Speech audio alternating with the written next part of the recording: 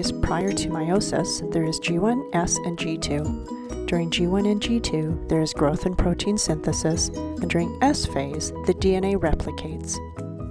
We can see there's centrioles, the nucleus and nucleolus are present, and the DNA is in the form of chromatin.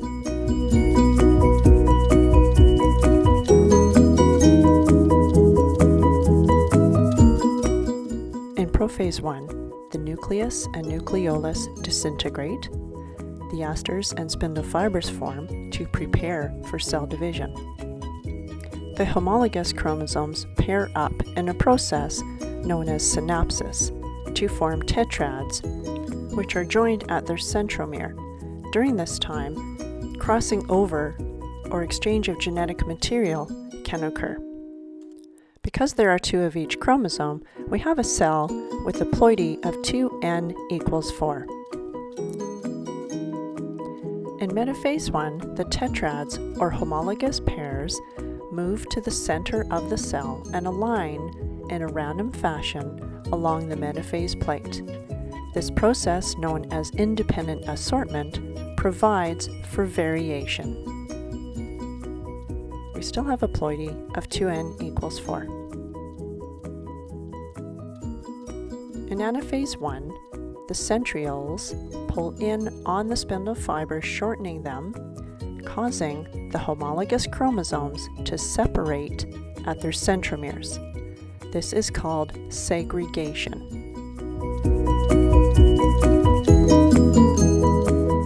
We recognize telophase 1 because the indent in the center of the cell starts to form. It is called the cleavage furrow. We also see that the nucleus and nucleolus reform, the spindle fibers and asters disappear.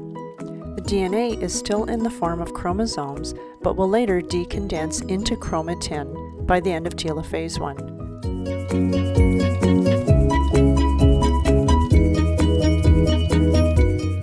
In interphase 2, or cytokinesis 1, there is no S phase, as we do not want replication of the DNA. The DNA is in the form of chromatin. Each cell is now haploid, and its ploidy is n equals 2.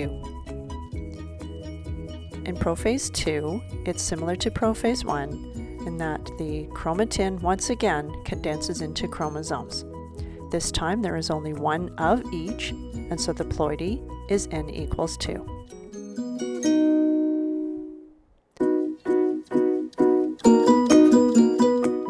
In metaphase 2, the chromosomes once again align in the center of the cell along the metaphase plate to get ready for the chromatids to divide.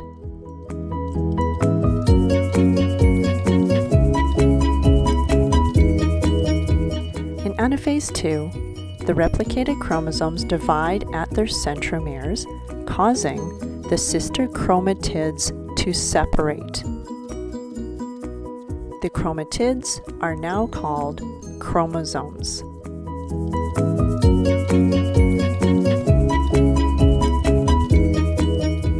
In telophase 2, the cleavage furrows form, the nucleus and nucleolus reform, the spindle fibers and asters disappear. Early in telophase, the DNA is still in the form of chromosomes, but by the end will decondense into chromatin. In cytokinesis 2, we finally have 4 haploid cells formed, each with a ploidy of n equals 2.